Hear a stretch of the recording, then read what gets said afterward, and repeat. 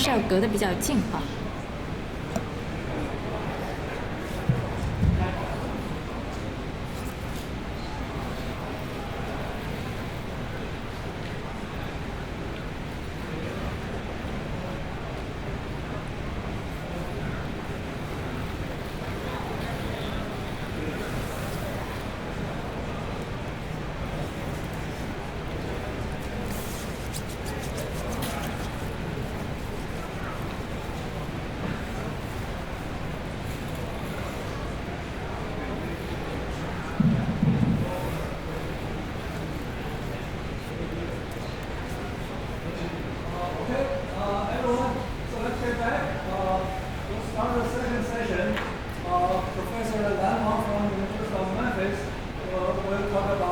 IoT application. Hi, good morning. I will try to give some examples to illustrate how you can build an IoT application in NDN. So first of all, how many of you have tried to build IoT applications? Okay, one. Okay, not a lot of people have experience, but I will try to show how current IoT applications work and then compare current IoT applications with NDN IoT applications. I will divide my talk into 5 parts, and at the end of each part, I will try to ask you for feedback. So feel free to ask me any questions at the end of each part, okay? So first of all, the IoT vision is great. We want to instrument many sensors in our environment and then network all these devices so that we can access the data and service provided by these IoT devices, right? This is a great vision. But currently, the TCP/IP architecture is not designed to do this work because there are so many devices, right? Lots and lots of them, could be thousands of them or more. And then all these devices, they are very different. They have different computing capability, they have different memory, size, networking capability. So this kind of heterogeneity is not handled by TCP/IP. Also, security is a big problem for the current TCP/IP architecture. So how can you handle all these requirements today? That's very hard. So what people have been doing is that they're trying to get around the problem. And what they come up with is mostly cloud-based IoT solutions. So here, I show a typical cloud-based IoT application.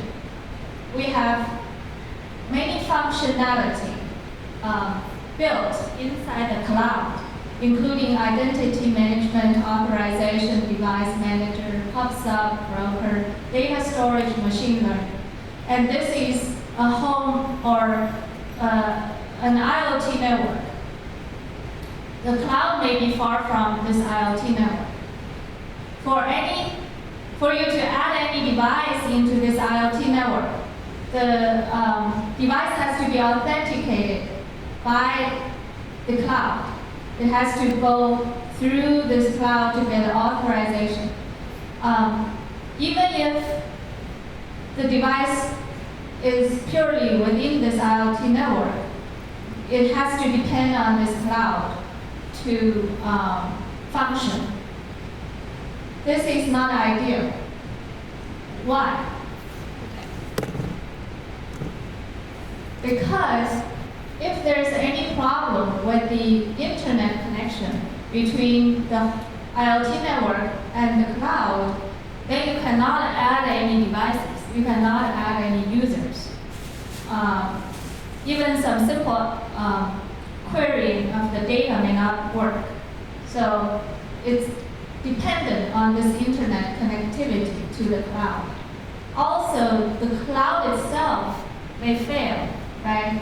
So we've heard about big failures of Amazon AWS services. So if there's problem with the services hosted in the cloud, then your home network may not work. That's another big problem. Also, if the application is interactive, for example, you want to use your phone to operate the game engine, sometimes this kind of operation has to go through the cloud. So it can have a big delay, causing bad user experience. The third problem is that because all the data is published into the cloud, your private data is exposed to the cloud providers. So even though they may ensure you the data is secure, you cannot be 100% sure, right? So these are some of the problems of cloud-centric IoT systems. Okay. So if you want to get away from the cloud and build a cloud-independent IoT application, that is very hard, at least today. Why is it hard? So first of all, the TCP/IP host-to-host communication model at the network layer is not a good match for your application, your IoT application. Many times, in order to get some data, this data name has to be mapped to lower layer identifiers. For example, IP addresses, port numbers, all those identifiers that applications don't care about. Okay. And the second problem is today's security is session-based or channel-based. For example, IPsec or TLS, you are familiar with these, right? They require both ends to be on at the same time. But a lot of times, the IoT application may involve mobile nodes, or one side or both ends may be off. So if you have this kind of if your application has this kind of characteristics, then it's very hard to build a secure session between the devices, right? And also this kind of session or channel-based security typically requires unicast communication. So you cannot take advantage of the multicast capability, even if the Wi-Fi network or Ethernet supports multicast. But the security is point-to-point. It's very hard to build a security session on top of the multicast medium, at least if you want to do TLS or something like that. Okay, so because this kind of channel-based model, the underlying IoT network typically needs to maintain an overlay to support point-to-point communication, even though it has plenty of multicast capability. You cannot just simply broadcast or multicast your packets. You have to depend on point-to-point connections set up by the IoT framework. So these are the complications if you want to build your own cloud-independent IoT system today. Okay, so let me give you just a very simple example. How many steps you have to go through if you want to get the room temperature in current systems. For example, first, if you want to get the living room temperature in the home, you have to look up a local server or the cloud for the device that produces this data, right? So the device name, let's say, is thermostat 1, living room, some network name. Then you have to do a DNS lookup to find its IP address. There's some local IP address inside your home. And then you have to establish a DTLS or TLS session on top of UDP or TCP to get to the device. So you can have a secure session. Then on top of that, you can send a CoAP message to fetch the temperature from the thermostat. CoAP is an HTTP equivalent for constrained devices. Okay. So after that, you can get the temperature data. But each of these steps may have multiple messages. So just to get this room temperature is many messages. That's too complicated, right? So ideally, we want to get rid of all these middle steps and just send a message to get the data and get the data, right? That's what NDN wants to achieve. Okay, so Beitran already gave you an overview of NDN, so I don't want to repeat a lot of the basic things.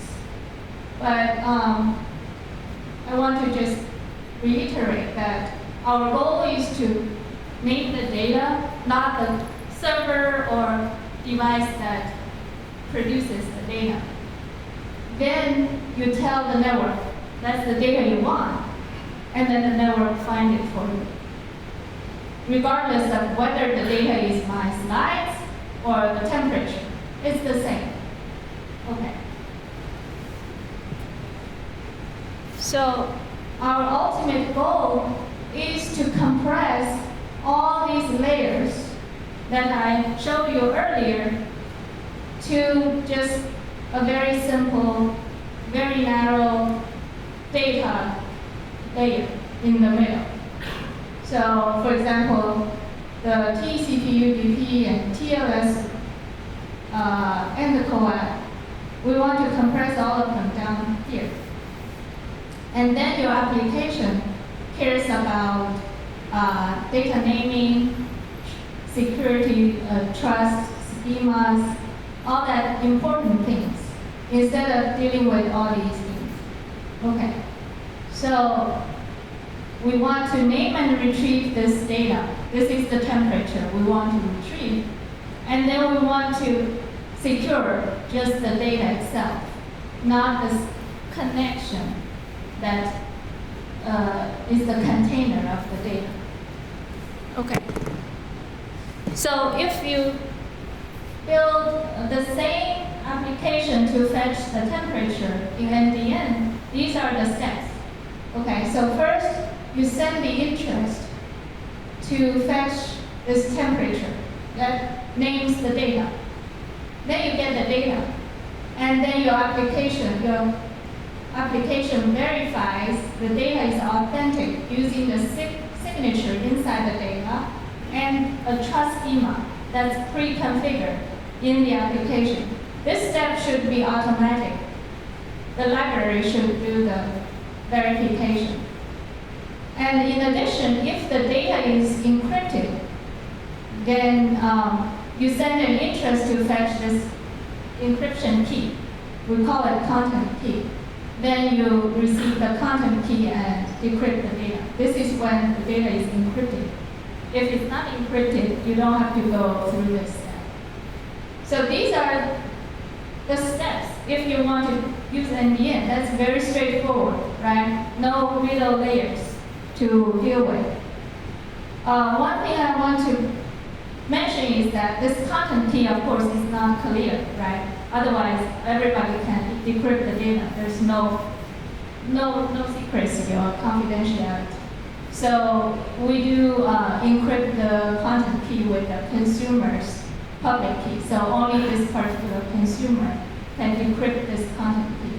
And this encrypted content key is published using an application naming scheme. So the consumer knows the name of that encrypted content key, so it can fetch that encrypted content key in this step.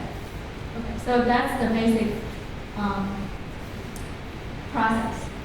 Any questions about this example? No? Okay.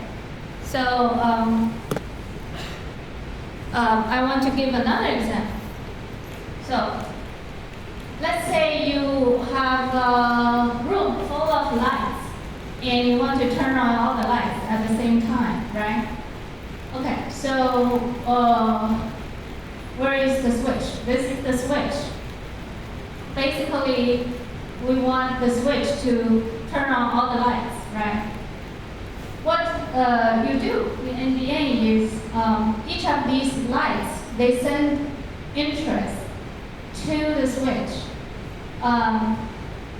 The interest name is the home network / living room / lights / sequence number. This is the first command.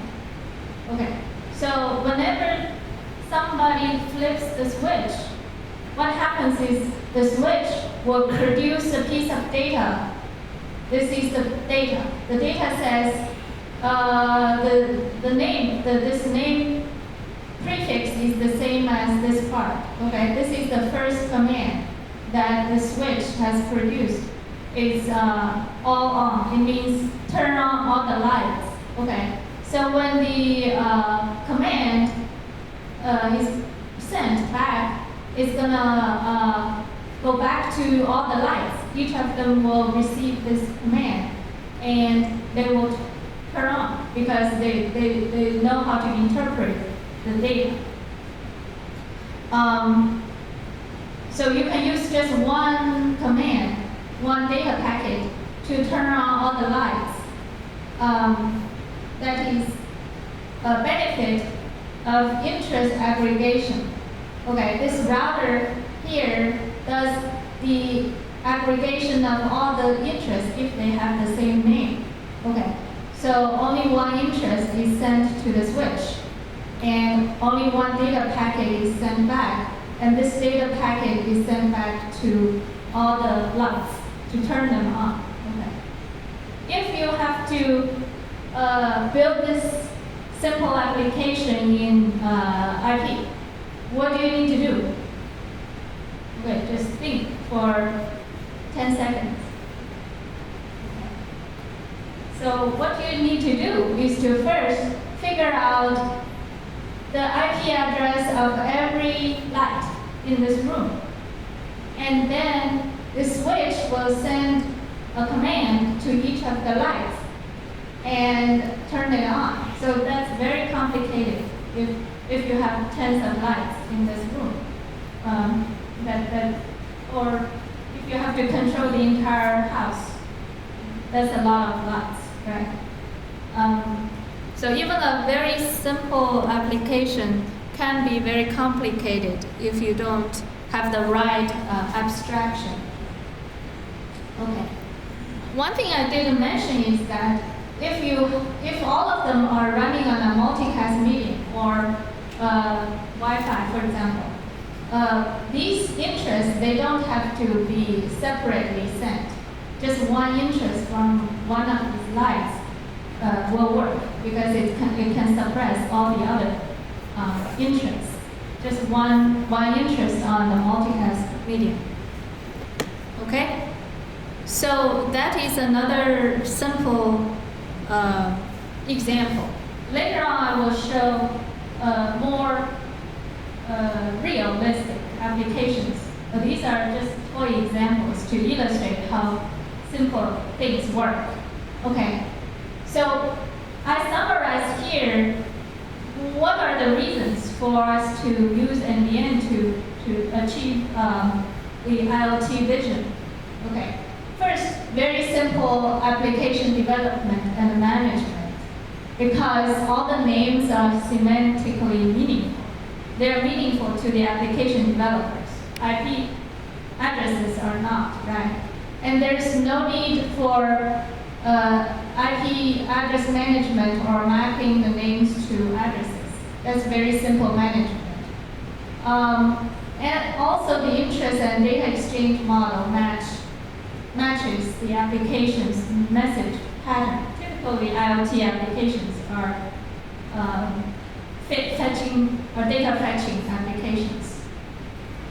And the second major reason is we can have better performance because this data-centric model supports multi-party communication over multicast media. So you're no longer restricted to point-to-point session-based communication. And there's a lot of caching, in-network caching, that helps improve the efficiency of information dissemination. Okay, so for example, let's say if,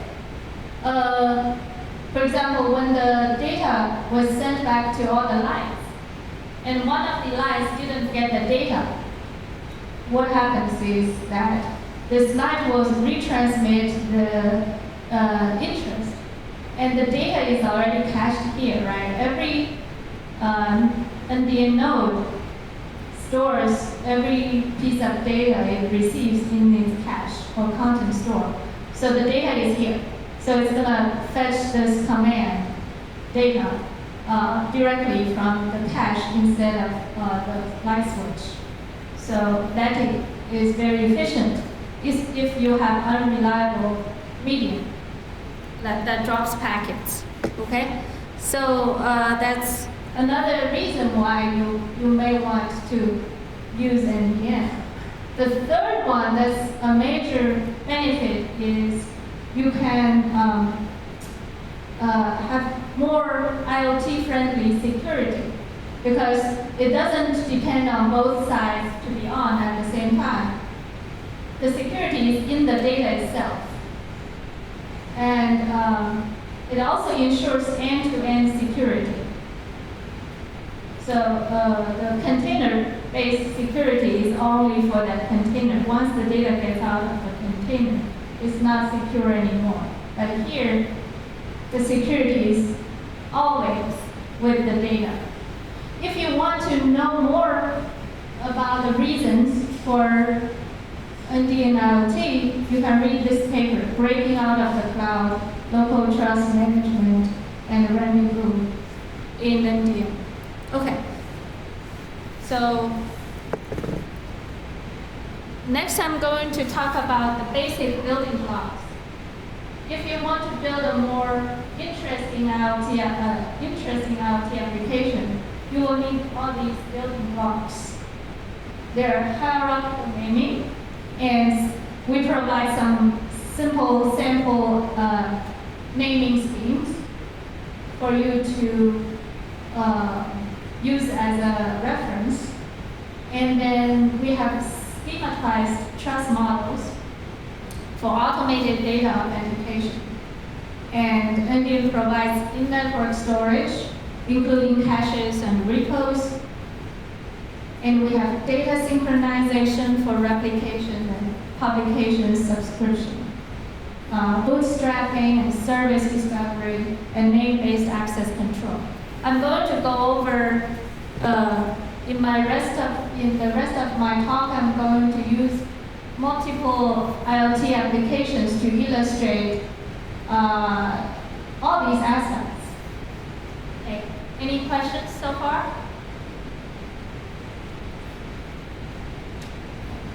All right. Let's move on.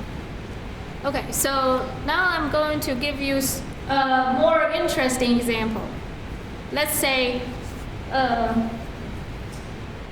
we have a multi-user exploration game. Okay, this game is called Flow. It's developed by Jeff Berg's team at UCLA. So what is this game? We have a person who wears a gyroscope sensor. The gyroscope sensor basically tells the game engine what's the body's orientation. Okay, and this body sensor is wirelessly connected to another controller. This controller will send the data to the game engine. And there's a camera that's tracking the person. So that camera produces the location of this person inside the room. Okay, so this provides location, this provides orientation of the body. And then there's also the phone that can be used to interact with the game. So there are 3 types of input for the game. This game is basically like a virtual world. It can change based on the location of the person, the orientation of the body, and some input from the phone. Okay. So you can imagine there may be another phone somewhere else and somebody else is doing the same thing. So they can play the game together. That's a simple, virtual reality game. So what do we need to do? What does this application show? It shows how you do naming within local context. Okay, we don't want the cloud, no cloud. And how do you define the relationship between data names and signing key names? Again, within the home, not the cloud. And then how do you publish and discover the devices and application names within a local discovery namespace? These 3 are the basic things for you to build any reasonable IoT application. Okay. All the other services and applications can be bootstrapped or can be based on these things. We are not saying that you can never use cloud. So if you have to do some complicated computation in the cloud, that's fine, right? You can still use those functionality in the cloud. But let's say you want to add a new device, that shouldn't involve the cloud, right? Everything, like adding devices, should be handled local inside the home. Okay. So here is a naming scheme for this kind of application. Okay. There are 4 components. One is a manufacturer namespace. This is a global namespace that's published by the device manufacturers. So, for example, this company makes the gyroscope sensor. Okay, so they publish their own data under their own namespace. This includes profiles of the device and their updates. They have software updates, right? They publish under this namespace. But for us, we care about our own namespace. All these 3 are local namespace under our own home prefix. Okay, so this is our home name prefix. Under that, we have all the devices for this application. Okay, and for each device, we have its public key certificate and some metadata related to this device. Some capabilities, for example, of the device. And then under the application namespace, this is the actual data's namespace. So whatever data generated by those devices, their names are here. Okay, so for example, the gyroscope data is under this branch. Although the device producing the gyroscope, its own name is under this branch, but the data name is here, okay? We have to separate you have to know device namespace and application namespace, they are separate. Okay, and then the tracking, the position tracking data is published under this branch. Okay, so all the data that the game engine needs are here. So what happens is, whenever the game engine needs some data, it just pulls data with these names. Okay. There is also a separate discovery namespace I'm going to talk about later. Okay. Trust management. So this is where data authentication happens. Okay. How do you know some data you receive is authentic? It's indeed produced by that device that's supposed to produce the data. Okay, so the application, whoever develops it, this application needs to specify what's the trust schema or trust model for every type of data. So, for example, remember this is the application namespace, right? All the data in this branch, each of them needs to have its own trust schema. Okay, so for example, the gyroscope data, which is produced by that Arduino device, its name is like this. Okay, and this kind of name needs to be signed by this kind of key. So this is the signing hierarchy. And basically this is the Raspberry Pi. That's the gyroscope controller. Okay, it signs the data produced by that Arduino device. And this key, this device key, is signed by the trust anchor of the home. Okay, so this device also needs its own certificate. Okay, otherwise nobody will trust this key, right? And anybody can produce a key. So this key should be signed by the homeowner or the trust anchor of this application. That's the hierarchy for verifying this piece of data is authentic. Okay. That's just one example. There's another trust schema for the indoor positioning data. Okay. Now let's look at the discovery branch here. What is this branch for? So how do you know what devices are in this home or in this application? They can publish their existence in this branch. Okay, whenever they get online, they can advertise their existence by publishing their data here. And same thing for the application. Okay, so whenever a producer of some data gets online, it can announce that this, for example, this name prefix is available. So that's announced here. That allows other parts of the application to know, okay, now I can get access to this name prefix because it's available. I can pull data from this branch.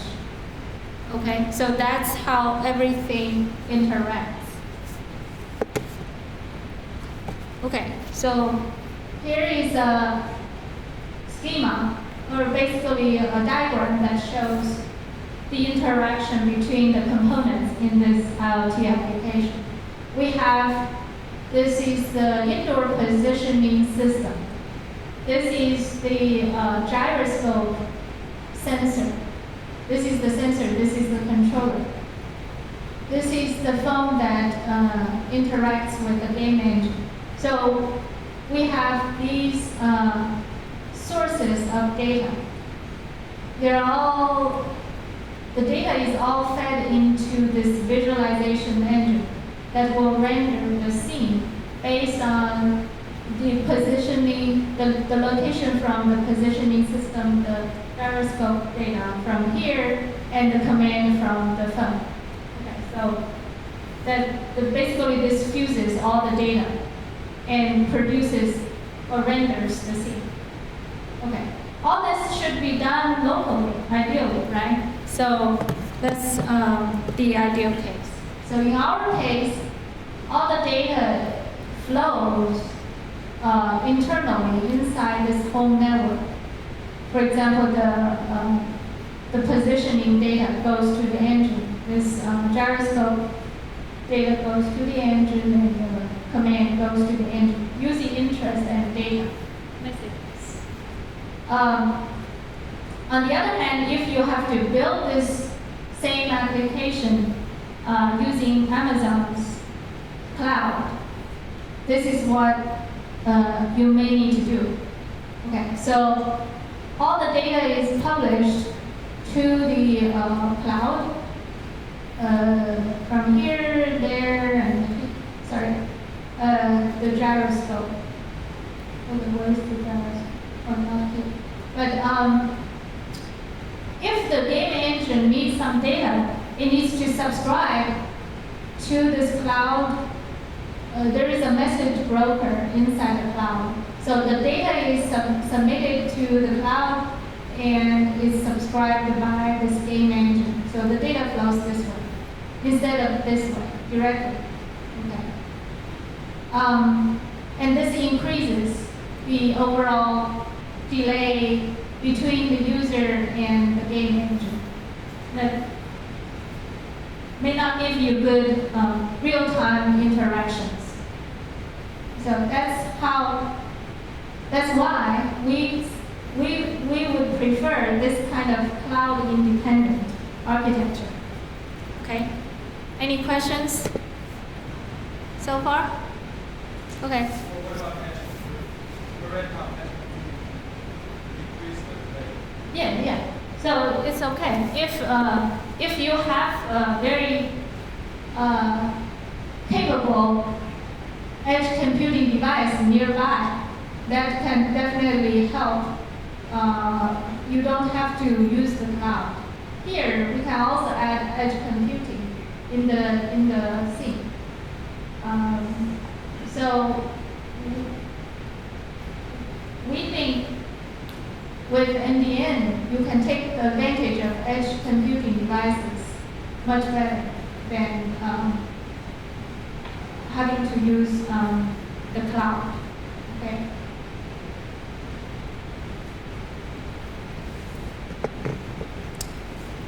So, think about this. All the authentication and device discovery is done here. So even if you have an edge device, if your overall architecture is still cloud-based, it's very hard to make use of that edge device because a lot of interactions still has to go through the cloud. For example, authenticating your edge device. So even if you have some edge computing devices here, this architecture itself does not lend itself well to an edge computing application. Okay. All right. So now I mentioned here that there's storage provided by the cloud. That's a good thing, right? So if you want to do something like that inside your home or in a nearby edge device, how are you going to do that? So what we provide in NDN is something called repo. It provides long-term storage. And we also have data synchronization that provides replication and pops up. So we don't have to rely on this message broker inside the cloud to do pops up. You can do pops up here within your local home. So I'm trying to show you how you can move all these functionality inside your own home. to replace all these things, okay? All right, so the next application that I'm going to show you is a building management system. You're probably very familiar. This is a very typical IoT application.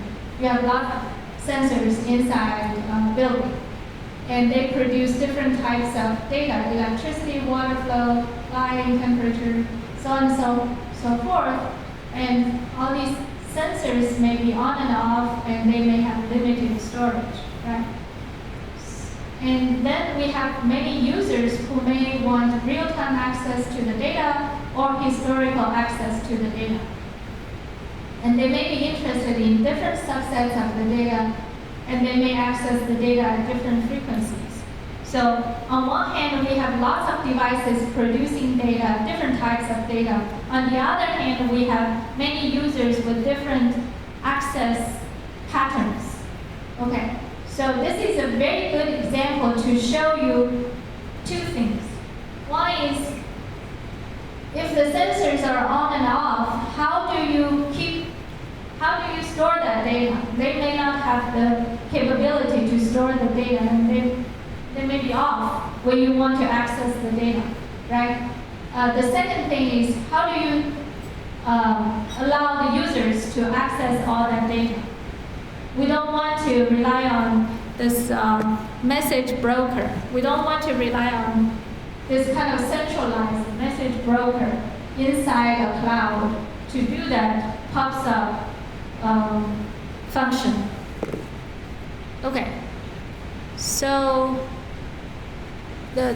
this work is described in the paper we just presented at ICCCM. Okay, so what are the goals of the system? We want to support a large number of sensing data streams or sensors and large number of consumers with arbitrary subscription patterns.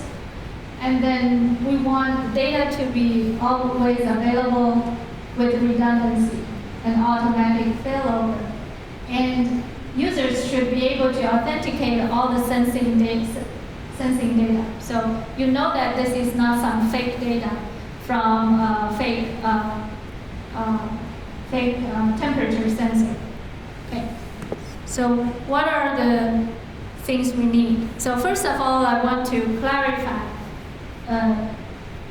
different types of storage options in here.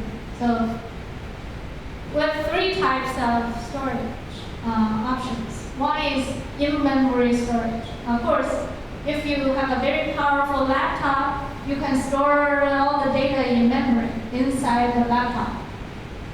That's managed by the application. When the data is transmitted inside the network, then the network can cache the data. This is the content store. So the content store provides caching within every node. That's managed by every node. It's opportunistic. What does this mean? It means it can't go away. So, for example, if the content store is full, then if there's more data coming in, then older data will be replaced. So you're not guaranteed to find previous data in the content store. It's only opportunistic. The third type of storage is what we call a repository or NDN repo. This is a separate piece of hardware or software that can store the data for a long time. It's either managed by your application or some third party. Okay. So if you have very resource-constrained IoT devices, then the best option is for these devices to store their data in NDN repos. They should not rely on their own memory or the content store because this is opportunistic. Okay, so I want to show you in the BMS or building management system, how do we make use of these repos? to provide long-term storage and user access, data access. And another piece of important component in NDN is called NDN sync. We're familiar with TCP. In IP, we have TCP that provides transport functionality, right? If you have two nodes, TCP provides reliable delivery. But in NDN, there's no notion of ends. Okay, so you are not going to run a TCP connection between two NDN nodes. There is no addresses for you to connect the two nodes. So what we have is different. We have data-centric networking, so we synchronize the namespace of the shared data set for the distributed applications among all the participants. What does this mean?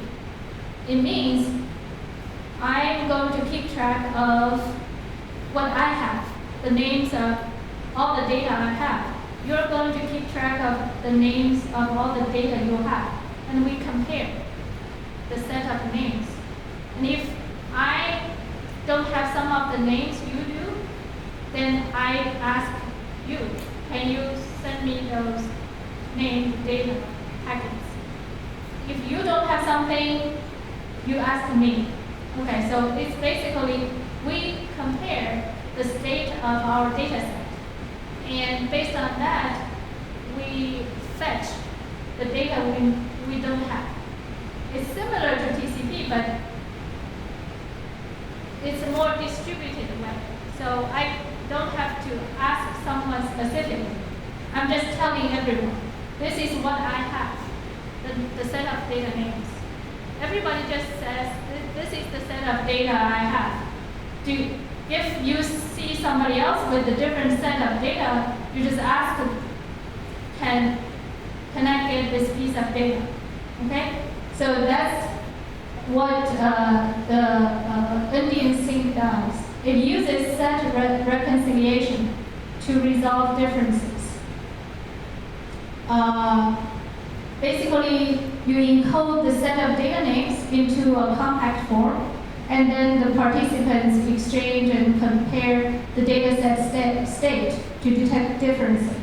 And we have developed a few different sync protocols that can support this kind of reconciliation. Okay, they're designed for different scenarios, and they're implemented in libraries, so applications can use these sync protocols. Okay, so here I show how the multi-party data sharing works in psync. Psync is one of the sync protocols. Yeah. So what happens is each node in this multi-party sharing group will encode their data set state using an invertible Bloom filter. Okay, that's a way to compress the data set. Okay, or the names of the data set. Okay, and then they send their own IDF in a sync interest. Basically, this is an interest with the name /sync/group1/my IDF. Okay, that's A's IDF. This is C's IDF. So they send to each other. If they receive an IDF that's different from theirs, they do a comparison or they do a subtraction operation. So if, for example, B can subtract C's IDF from B's IDF, then B will see all the differences, and then it does an inversion. This is an invertible Bloom filter. So this inversion allows B to know which names it misses, it doesn't have. So then it will send interest to fetch those names. Okay.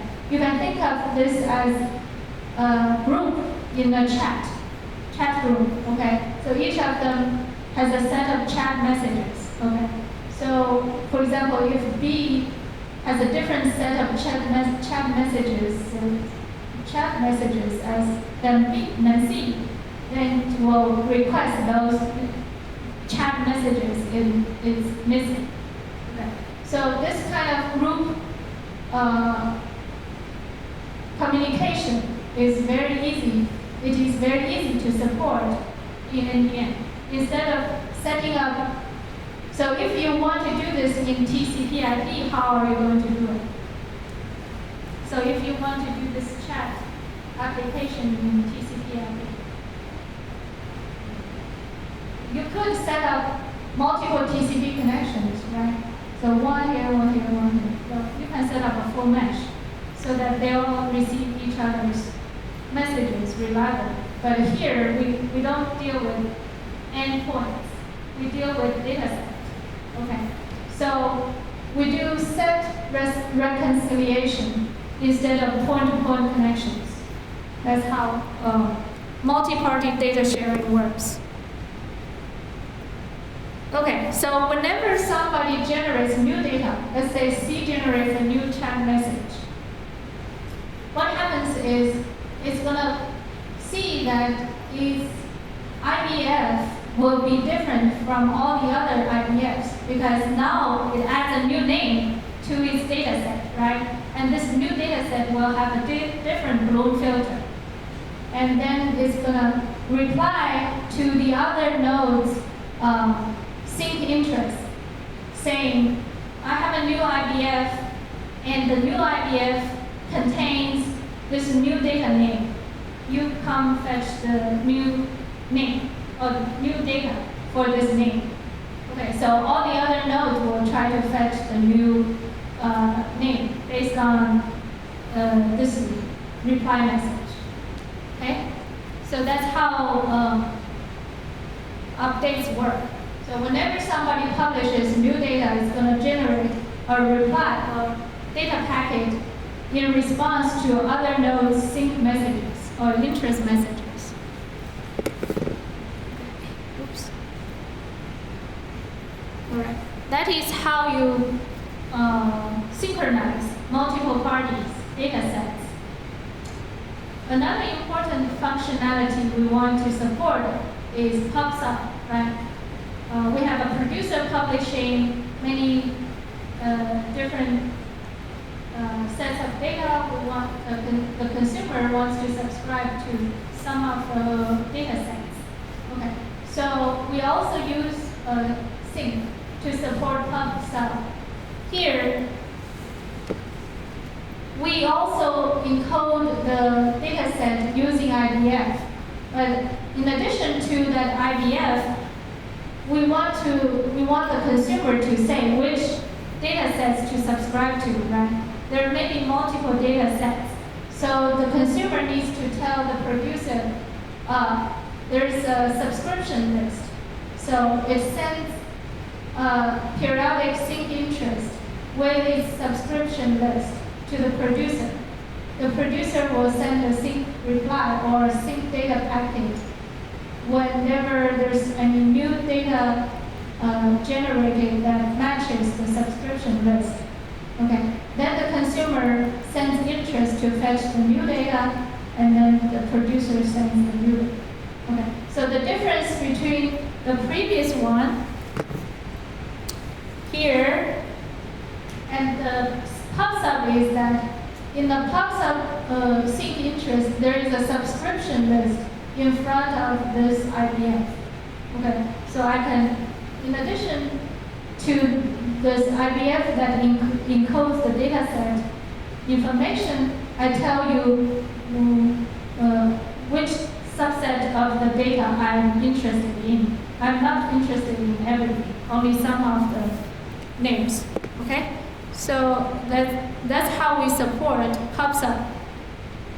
Okay, so in this. Now let's come back to the building management system. I talked about storage, I talked about sync. How is all that used in this building management system? So we can imagine there are many sensors, right? Water meters, electricity panels, and temperature sensors. So these sensors, they produce data, they insert their data into these repos that are long-term storage devices. Then these repos, they sync with each other so that they can replicate each other's data. Then we have users who want to subscribe to the data. So they will communicate with the repos to subscribe to the data. Okay, so we name these things as a pub/sub group. So the sensors producing data, repos storing data, and the users consuming the data, they all form a pub/sub group. Okay, but there are different pub/sub groups. There is a pub/sub group for electricity data. There is a pub/sub group for water flow data. There is a pub/sub group for temperature data. There are at least 3 pub/sub groups. And if you are interested in both temperature data and water flow data, then you subscribe to 2 pub/sub groups. Okay, that's so the repos. They can also join multiple pub/sub groups. So if a repo is interested in storing both electricity data and water flow data, it can join both the electricity and water flow pub/sub groups. So it's up to whoever manages the repo to decide which pub/sub group this repo should join. Okay. So you can imagine whenever the temperature sensor publishes some data, the data will be inserted into one of those repos participating in the temperature pub/sub group. Okay? Then those users that are interested in the temperature data, they will get a notification from the repo telling the user, now there's new temperature data. Come fetch it. Okay, then the user will fetch the data from the repo. Okay, so that pub/sub function is implemented by the sync protocol here. Whenever there's new temperature data that's generated, there's a sync reply or notification that will go to the user. And then the user will fetch the new temperature data. So that's how users get the data they want. They subscribe to the pub/sub group they are interested in. Okay? These are all using interest and data packets. No IP messages. So in this kind of applications, there may be many types of data, right? Even for electricity data, for one particular conference room, in one particular building, inside this company, there can be many different electricity data from, for example, the heater, the vent, the switches, the projector, they all consume electricity, right? So they all produce electricity measurement data. So even within this pub/sub group, there are many subsets of the data. If a user is only interested in the heater data, then the user can subscribe to these 2 data streams. Okay, so that's what we call a subscription list. You subscribe to these subset of the data prefixes. Okay? All right. This shows you the data flow in a pub/sub group. Basically, the electricity panels publish data, and the data is inserted into the repo, and the repo replicates their data with each other to provide redundancy. And whoever subscribes to the data will send its subscription in a sync interest to its closest repo.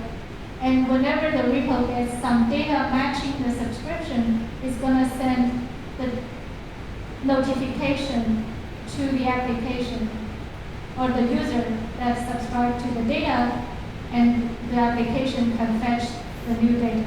So that's how the data flows. Well, it also goes here if there is a user interested in the same data. All right. How much time do I have? Okay, half an hour. So this is the diagram illustrating what internally this repo storage looks like. So it has a data store that stores the raw data, and there is a sync interface that goes to another repo. So basically, all the data is replicated with other repos. And it also has a pub/sub interface to users that are interested in subsets of the data. This, the psync protocol is used here and here. Then once the user gets a notification that there's new data, it's going to send interest to fetch the data through this data interface. And this data interface also supports insertion of the data into the data store. Okay, so this is inside the repo. We have multiple components. All right. So as I mentioned before, a very important goal is for every user to be able to authenticate the data they receive from this building management system. How are we going to do that? Okay, so there are multiple trust schemas, at least 3. Okay, this is the one probably the most interesting. Basically, every piece of data, for example, this is the data from a heater associated with panel 1. This is electricity data from conference room in building 1. Okay. This data has to be signed by that particular device. Okay, that particular device is this panel. Okay. It cannot be signed by some other key because it can only be generated by this particular panel. Okay. If you get a piece of data like this, but it's signed by some other key, then you throw it away. Okay? And this device has to be signed, its key has to be signed by this particular building's key. Okay, if it's signed by building 2's key, you throw it away too. Because this panel is inside building 1. Okay? And then this building 1, its key has to be signed by this BMS application's root key. This is the trust anchor of the entire application. So if you are the application developer, you need to specify something like this, the trust schema, for how other people can verify the data produced by this application. So they're sure this is not some fake data from some fake electricity panel. Okay. All right, so I'm going to skip the other 2 in the interest of time. We did an evaluation of the system using our mini NDN emulator. We simulated a campus network, a typical campus network, with some routers, some edge devices as storage. They run the NDN repo, and then those are some sensors and other producers. Okay, so we simulated up to 15,000 sensors, each producing a sample every 1 to 5 minutes. Altogether, there's 7.2 terabytes of data per day, if we assume each sample is 1 kilobyte. So this simulated system worked pretty well. So this is the data fetching delay from the data production to users receiving the data. That's the data fetching delay. we vary the number of data streams or sensors per repo from 500 to 1500. And you can see the median delay is pretty constant, 50 milliseconds. We also vary the number of consumers or number of users subscribing to the data from 20 users to 120 users. And you can also see that the median data fetching delay is rather stable. Okay. So basically, we want to show that this kind of system can support a large number of sensors and a large number of users subscribing to the data using the repos and the sync protocols. Any questions so far? Okay. Thanks for the presentation. You mentioned a lot of advantages of NDN IoT systems. I'm curious about the cost part. And because in my opinion, if we use such a system, there should be much more power that should be consumed by the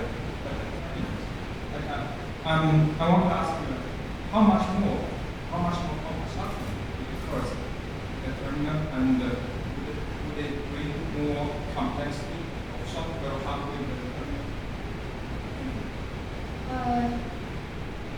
So you said there's more power consumed by what? Power consumption. By what?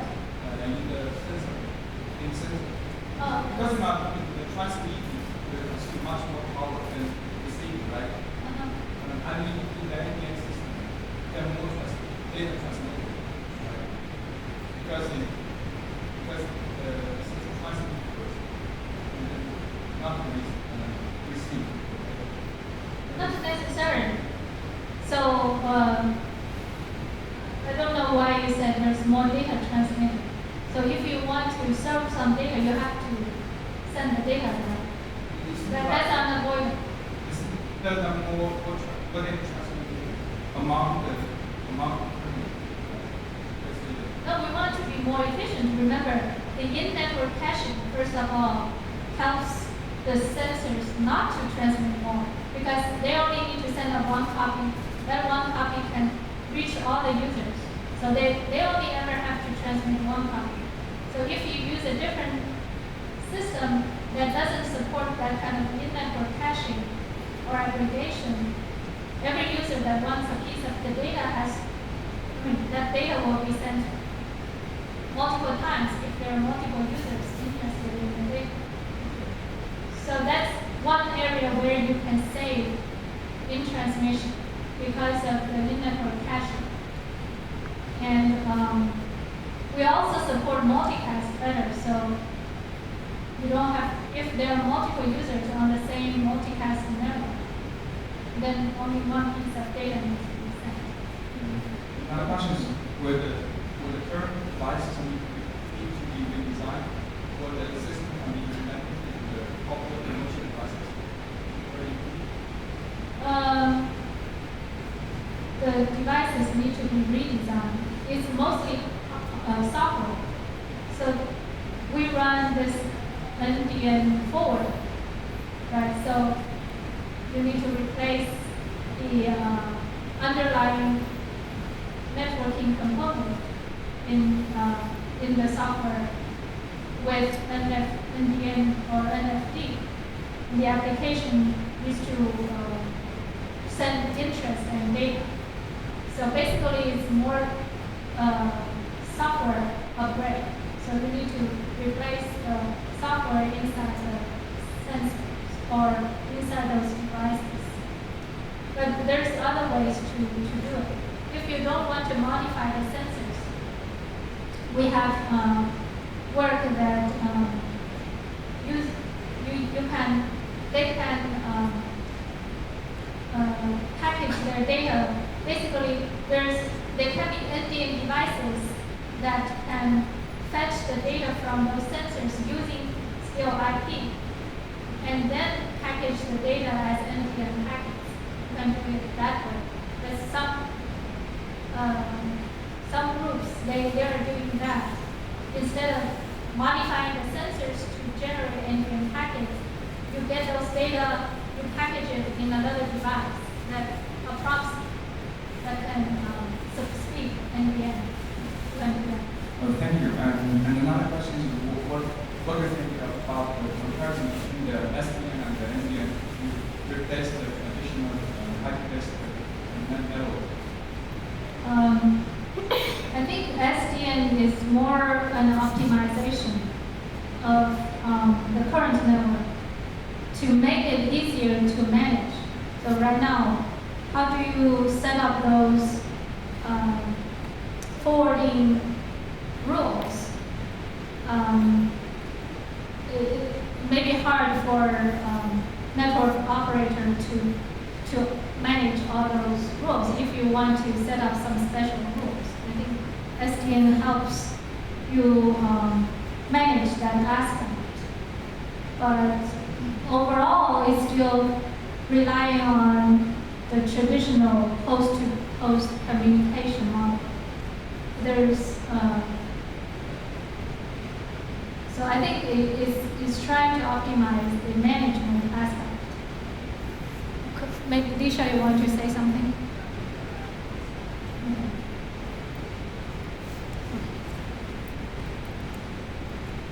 Okay, what's the time? Okay, we have 20 minutes. Thank you. Those are very good questions. I think a lot of people have very similar questions. Okay. So I talked about the major components for building applications. Okay.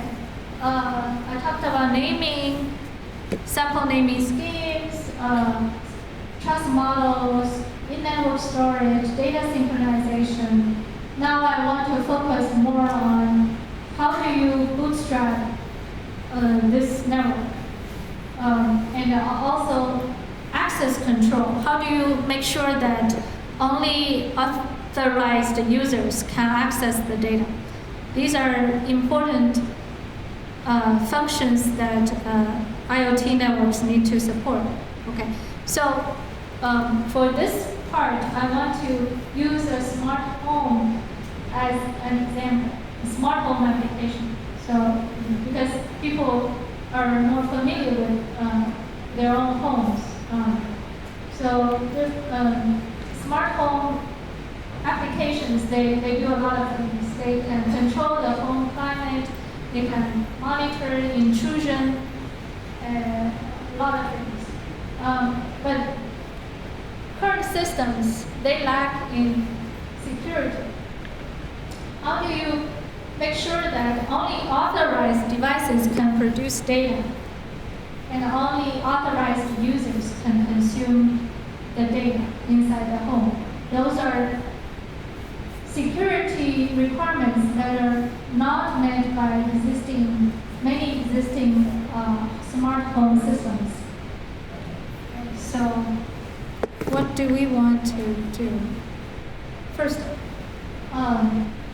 who can produce? What we want to do is to make sure that only those devices we install can produce the data. Okay, not some fake or false devices. Also, we want to make sure that we have fine-grained control. For example, the thermostat in the living room cannot produce temperature data for the bedroom. Okay, so how do you manage this kind of fine-grained security or access control rules? This is not something current systems provide, right? So only the devices we install can produce the data, and there's data, you cannot produce data for other devices, basically. Okay. And then we also want to secure the consumption of the data. For example, if there is a camera in the baby's room, you only want the family members to access that data. You don't want just any random guest to access the data. You don't want any random person in the street to access the data, right? So this is data consumption access control rules. How do you realize that? What's needed is, first of all, we need to be able to trust our own devices and don't trust other devices. If a device is not our own, we don't trust it. Okay? And we also need to be able to enforce access control rules that govern who can produce what data and who can access what data. Okay. So here you can see some devices in the home, camera and temperature sensor, air conditioner, and thermometer. Okay, so we want them to have trust among each other. And for any new device, we need to bootstrap it. Basically, we need the existing home devices to trust it. And we don't trust any other device some random people bring. Okay. So here's what the current smart home systems provide. Okay, we have Zigbee, Samsung, SmartThings, Google Thread, Nest-Weave. Okay. They have different trust management approaches and access control. For most of them, they don't have, for example, the Zigbee home automation doesn't have any access control. They just leave it to the application. And Google Thread doesn't provide access control either. And for these two systems, they depend on the cloud to enforce trust and access control. And as I said earlier, we don't want to depend on the cloud for these kind of things. Okay. So, because it will not work if there's disruption in the internet connectivity, right? So you want to get access to the baby's camera data, but if the internet access is disrupted, you cannot access your baby's feed. Even though you're physically inside the same home, you depend on some other cloud to access your camera data. That's not good. Okay. All right. So that's the state of the art. We want to make sure that we don't have to depend on to do all that. So this is the overall system we have. Okay, so we have the homeowner or user of this smart home application, and this user has an Android phone, and it runs a controller app. This controller app is used to bootstrap any device, new device that's installed in the home. Okay. So whenever you bring a new device in, what happens is you use this controller app on the phone to bootstrap that device. And we also have an access control manager inside the home to enforce all the access control rules. So that, for example, this phone can access the thermometer data, but not everybody's phone can access the thermometer data. Okay. So, first, again, I'm showing you the namespace. So this is what we have. You may come up with a different name hierarchy. This is the root of the home name hierarchy. It's a local home. And then all the data produced by the sensors are in this branch. There can be many children. Here, we only show one branch. Okay, this is the bedroom temperature data. Okay, and this is the bootstrap branch. So all the data used for bootstrapping is here. The owner's key or the trust anchor is here. This is an important branch that's used to do access control. Okay, so in this branch, we publish all the keys that are used to access the data. For example, in order to access the bedroom temperature, you need to get the decryption key for this temperature data. And not everybody can get this. That's where we enforce the access control. Okay? All right. So first, the trust model. Okay. So whenever you bring a new device in, you need to get the trust anchor or the owner's key to sign this smart home device. And then all the data from this device needs to be signed by the smart home device key. Okay. So that's the simple trust hierarchy for this application. Okay. So how to bootstrap the trust in a new device? Basically, the goal is to make sure that the new device learns the trust anchor. This is the new device. At the beginning, there's no trust between this device and the home. None of these devices trust this new device. This device doesn't trust any of these devices. This is at the beginning. At the end of this bootstrap, we want all the devices to trust this new device. And this device will trust all the other devices inside of existing home. So basically this new device needs to learn what's the trust anchor in this home. Okay? And then it will trust any device whose key is signed by this anchor key. Okay?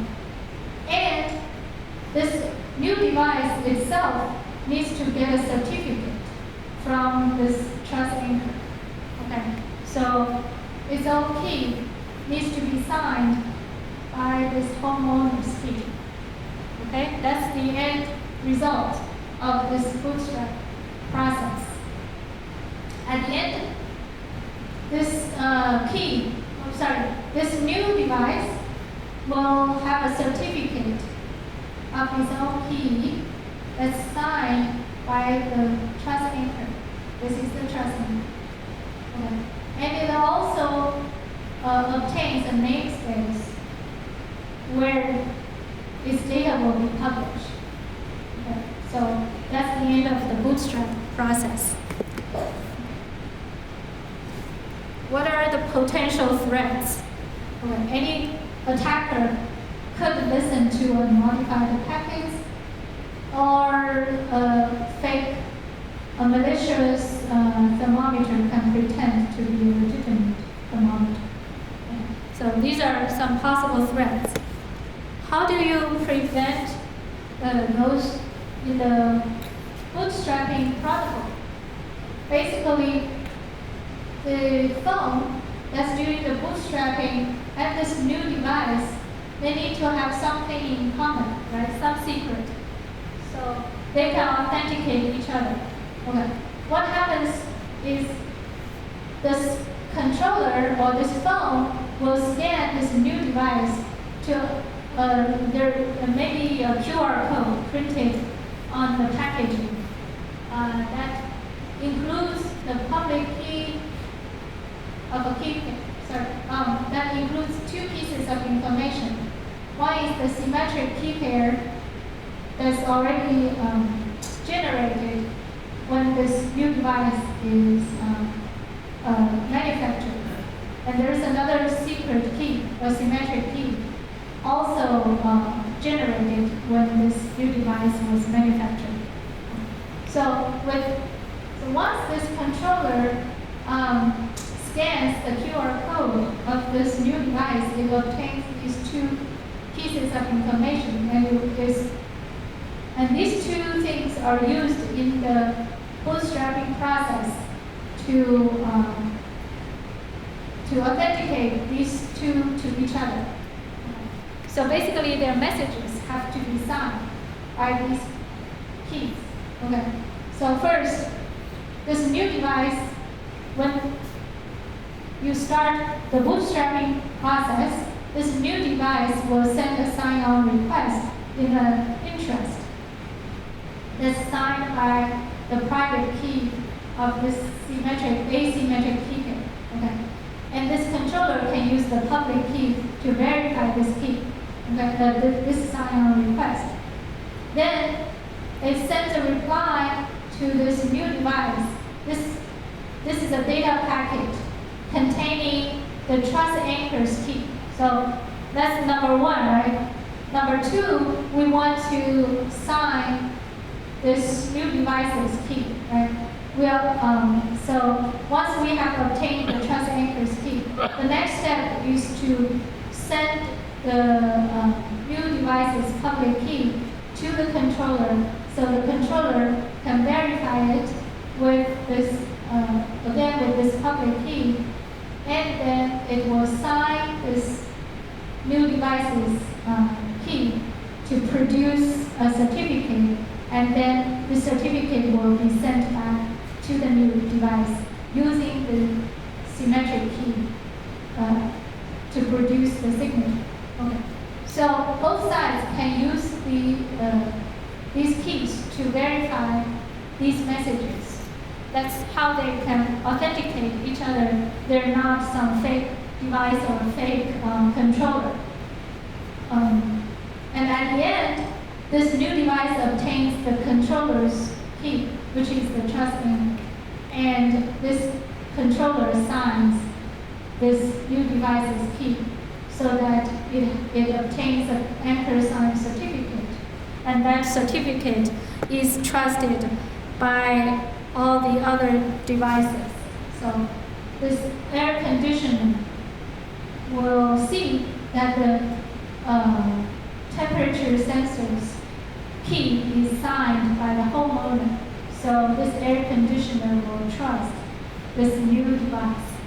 Okay. For whatever data is produced using this key, they will trust. Okay? All right, so that's the bootstrapping process. And then, what time is it? Oops, I only have 3 minutes. Now, the final part is access control. How do you make sure that only authorized people can access the data? Let's say we have, okay, so let me just move on to the next slide. Okay, so we have a new thermometer, and it has, it generates data periodically. We don't want just anybody to be able to access the temperature data. What we do is the owner will set up a schedule for the data consumption. Okay, let's say we have a new guest, Alice, and Alice is going to stay in this room for a week or 2 weeks. So during this time, we're going to create a schedule for Alice to consume the thermometer data. So Alice can check the temperature when she is at this house. Okay, so the owner is going to create this schedule. The data name is the guest bedroom's temperature, and the access schedule starting date, ending starting time, ending time, and schedule number is this guest, Alice. So this gives Alice the authorization to access the thermometer data during this period of time. What does it mean? It means outside this period of time, even though Alice can send interest to fetch the data is encrypted, and Alice cannot decrypt the data, not outside of this period. Why? Because Alice doesn't have the correct key to decrypt the data. And how do we make sure that's the case? Okay, so at exactly this time, when the schedule starts, the access controller is going to generate a key pair, KEK and KPK, for this Alice to access the data. And the producer, or the thermometer, also generates a content key to encrypt the data it generates. And this data is encrypted with this content key, and this content key is encrypted using this KEK, or key encryption key. Okay. So Alice needs to obtain this corresponding key decryption key to decrypt this content key. And then once it obtains this content key, then it can decrypt the content, right? So this is the access control. All right. Okay. So now let's say the Alice is interested in the temperature at this time. So Alice is going to fetch the temperature data, but the temperature data is encrypted. It has an encrypted content key.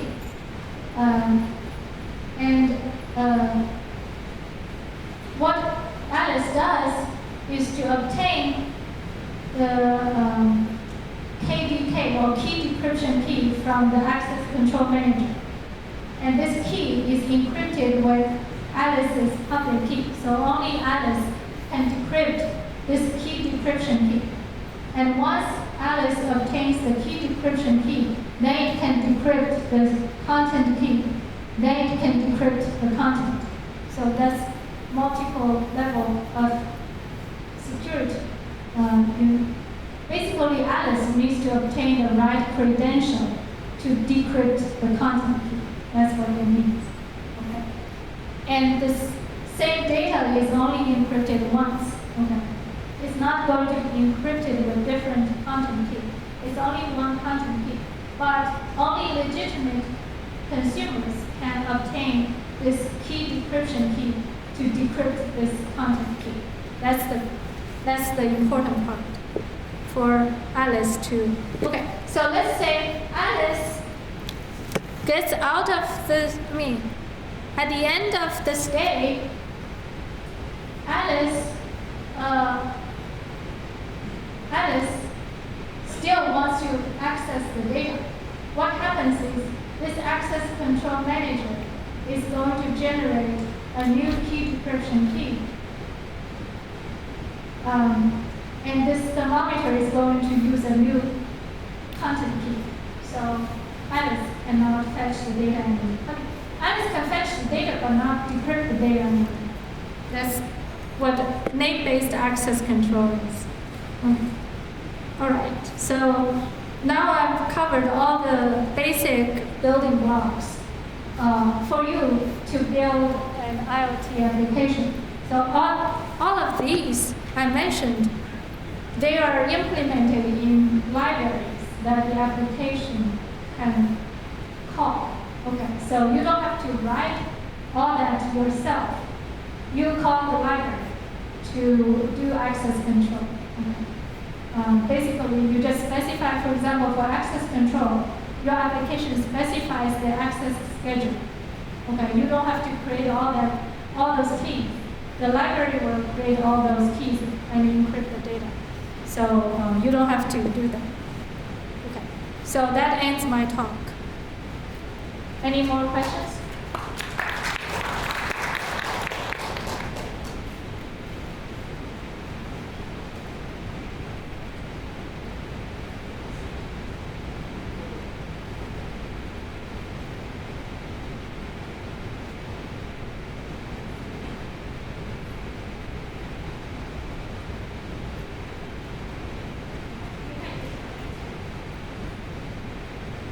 Thank you for the presentation.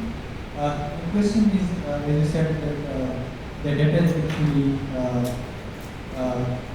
whenever the producer wants to send some data, it signifies the data. What about the interest? Because what I see, there is no signature in the interest packets. So if a consumer wants some interest packet, so why we don't, add the signature in the interest packet? Why we always add the signature in the data packet? So is there any mechanism in the NDN to add any signature in the interest packet, or it is just working without signatures? It depends on what you want to do with the interest. Okay, if it's just fetching some existing data, there's no need to sign an interest. Anybody is supposed to be able to get the data. So the data is available to anyone. The access control part is enforced in distributing the keys to the right people. Okay, so data should be available if anybody can fetch. So usually interests don't have to carry any signatures. You don't have to authenticate yourself in order to get some data. So that means that all the consumer or the nodes which are available in some network, we assume that we know that nodes. But what if some external person comes to the network? they can't get the data. They just can't decrypt it. That's what the access control is. Right? So the data is encrypted. If you want to make sure that people who are not authorized cannot see inside the data, what you do is you encrypt the data with some key that person doesn't have. Right? They can't get the data. It's just the jumble of binary numbers. They can't decrypt it. So. Thanks. But there are some cases where you might want to sign interest. That's when what we call command interest. So if you want to trigger some action using an interest, for example, you want to insert some data, you want to insert a fib entry in the router. That kind of action, if you want to use interest, you have to sign it because only legitimate people can trigger that kind of action. If you are not triggering actions, you're just fetching some data, you don't need to sign it. What? The one when you say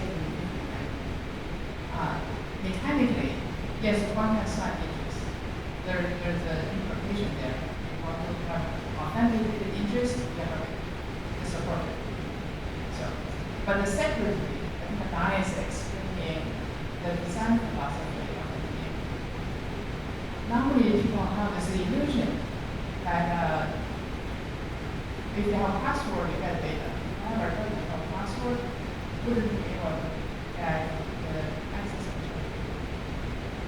And how an illusion does not true. The data has a lot of different types of illusion. Anyone is fully aware and that probably so the only true access control is illusion. And that was the thing that's what it is. I have one more question. I understand that the NDN was designed basically for the wide networks, and in the beginning of the presentation you talked about sending one data packet to multiple nodes like LATs, so using some data aggregation mechanism. But what in the case of like wireless networks? So we have one single antenna, so we don't need any PID, like PID aggregation for that purpose. So does it really work? Because we do not have the multiple antenna so far, I guess. So in that case, it is only limited to the wired networks. No. So in that environment, it's even easier. You just send one data packet, it reaches all over multicast. It reaches all the nodes on that multicast channel. NDN doesn't say that it cannot send packets over multi. In fact, it allows you to send packets over multicast because there's no point-to-point secure channels you need to establish between the sender of the data packet and the receiver of the data packet. So it allows you to multicast the data packet. I mean that still we need the PID tables. You still have paid tables. But I think if we have single antenna, so we on the single interface we broadcast the data packets. So how we can aggregate the PID table? I mean, because we are receiving and sending at the same interface. So if you receive multiple interests over the same place, you still aggregate all these interests. You only send out one copy. That's what PID does. He's talking about the ULO, and only have the Wi-Fi interface. So it had to come in from this place and go out from that place. Yes, it works. I don't work. I think we're answering different questions in different ways. So the concern, I guess, yes, is about the aggregation from multiple consumers. So in this wireless scenario, you're not going to have aggregation from consumers because you're still going to have only one interest and you can only send to one place. But you really still have to have the identity because it's essential part of having a state. And you can play constantly different tricks of optimizing the path of the wireless transmission. So I think we had a couple of papers, and other researchers who were exploring how to use the split state to suppress the unnecessary transmission in the ad hoc environment. And you still need to have a split state in order to determine whether the return data needs to be sent out by this node or it has to be sent out by someone else. And to give you kind of example of how you can use effectively this state in this environment. So one node broadcasts, it's received by 15 different other nodes, for example. Then along this 15 nodes, only one of them may be needed to transmit further. So others technically need to cancel that potential or do some form of cancellation. And then so on, going towards some distance, some node in a distance. And on the way back, it will go using this big state that it was recorded one by one, but literally in a efficient fashion. It's still going to try to do some form of aggregation, but on a slightly different level. The potential will still have only one incoming interface, but it kind of logical will be going in two different directions if the original interest came from the particular parts. Yeah, that's correct. But again, to answer your question, you still have to have potential record the fact that something was recorded. It's in this environment of just having one interface, it just used to slide it. Thanks.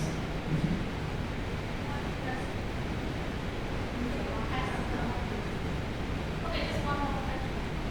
My question is encryption is part of NDN or there is like NDN without encryption? Oh, yeah, there is, by default, there is no encryption. There's signing. So there's signature attached to the data, but the data itself, by default, is not encrypted. If you want encryption, you use the library. You use the NDN library to encrypt the data. So secret is for authentication. Yes. And how do you secure it, for example? How to ensure that my data will not be available for other people? How do you ensure the data will not be available for other people? Yeah. So you said it's like public for everyone. Yeah. Everyone can fetch it. In order to ensure that people who don't have access to not be able to read it, you encrypt the data and don't give them the key. You only give those people who are authorized to access the data their key encryption key. So in case of important data encrypted, in case of data. Yeah, just if it's some public information that anybody is supposed to see, you don't encrypt it.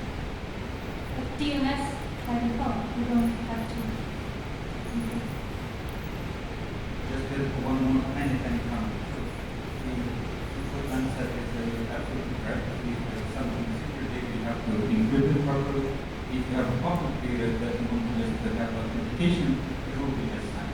But just one small caveat: if the data is encrypted, it's not that easy to fetch because you most likely will be creating it in response to the data or to some command interface.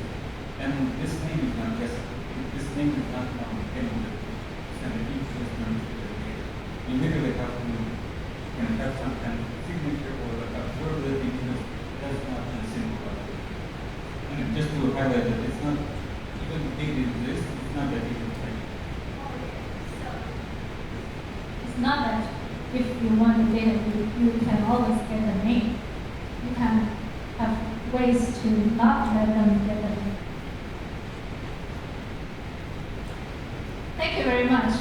That's the end of the. In the morning, there's the afternoon session. Sorry.